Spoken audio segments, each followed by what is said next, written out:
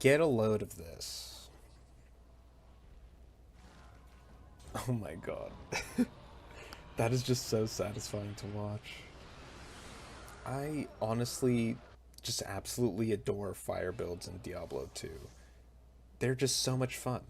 But the problem is, it's there's just so many fire immunes in Diablo 2 that it kind of invalidates pure fire builds. But in Diablo 2 Resurrected, there's a bug slash intended feature where minus elemental res from gear and cold mastery affects monster immunities. By the way, that meteor was so nasty. But this bug slash intended feature allows us to do something like this, which is do a full clear of Chaos Sanctuary. And that is incredible because that was, of course, impossible in Diablo 2, Lords of Destruction. And in order to do something like this, we do need to use Infinity, which is completely fair because Lightning needs it too.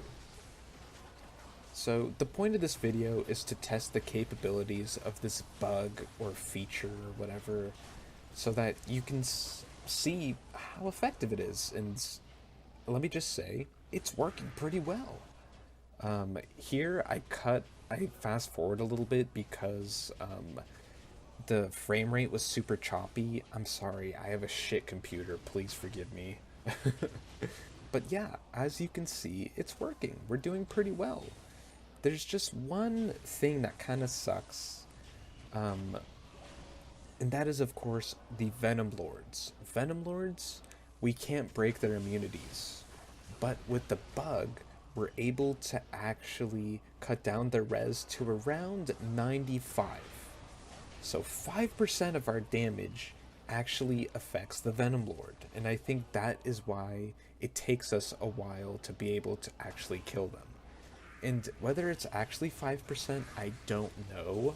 We're gonna go over the calculations later when I talk about the build though. But when it comes to everything else, we just mow everything down. And yeah, it's just the Venom Lords that are the real issue here. We could potentially use a lower res wand, like for this last pack right here, these Venom Lords. Using a lower res wand against these guys might be a good idea, but I just wanted to test the using Infinity with this gear, just like a Lightning Sorc would, pretty much, because I want to use the CTA on the offhand, of course. And as you can see, we're able to make work. We're able to actually do it. The frame rate drops again. Please forgive me. I am so sorry. And it's going to happen at Diablo 2, I believe. But yeah. So now just look at us mow Diablo down. This is one of the most satisfying things I've ever done. If you've never done this, you might want to because, oh, it's just incredible. So let's just jump into the build here. Before we go over the gear, I just wanted to quickly show you guys how much minus fire res this build actually has. And with this much, and Infinity, here's how long it takes to 1v1 a Venom Lord with pure fire skills. It could take some time, but of course, it is workable. And this is, of course, without using something like static to make it easier. So here's how I believe the calculation works. Infinity with 85 with minus 85 res, us with minus 88 fire res, and this works at 1/5 effectiveness because they're immune, and then we subtract that from 130, and then we get 95.4 res. So I believe that's how the calculation works. I'm not exactly sure, but it kind of makes sense because we don't deal the most damage towards these Venom Lords, of course. So now let's jump into the build. Now, these items are kind of crazy, but we need to maximize the minus fire res in order to do this.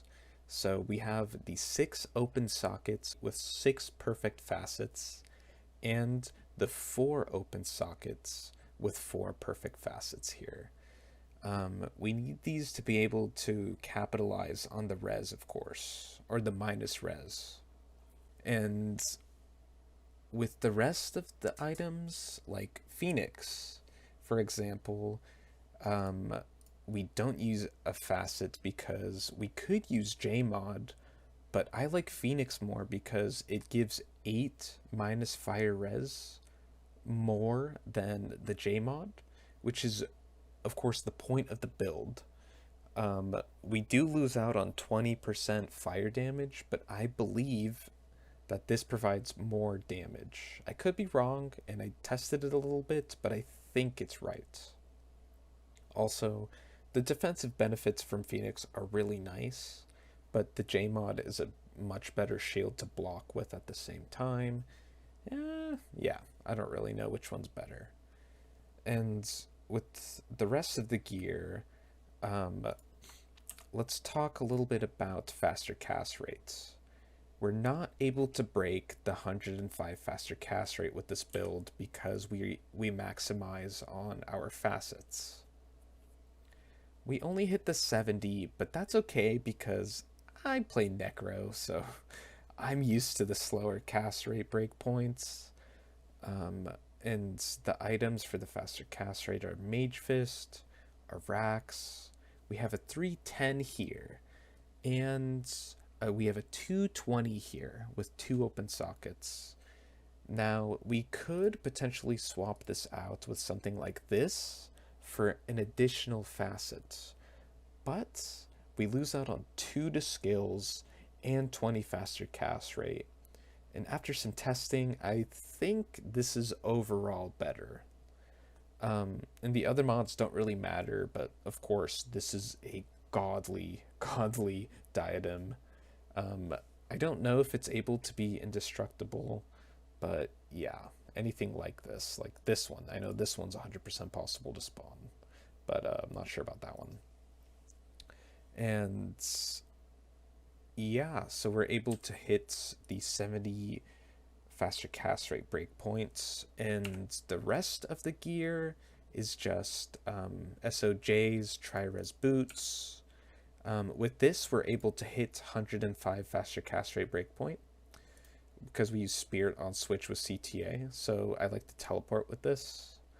And the rest is just skillers with res and life. And yeah, that's pretty much this build. Let me just say, I do not know if I recommend a build like this. Oh, quickly, the Merc Gear. Oh, we need Infinity. We have Andy's right here with the Ral rune and Fortitude.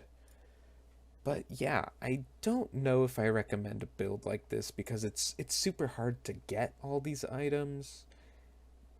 But a pure fire elemental build is possible. And you know what? I love that. I hope Blizzard never changes it. And as you can tell from the clip with the Venom Lord, like, it's not like we're super OP. It takes a while to be able to get that Venom Lord down. So I think it's perfectly okay, and I do not think Blizzard should fix this. What do you guys think? Let me know. Also, some final clips just to let you guys out. Have a good night. Love you guys.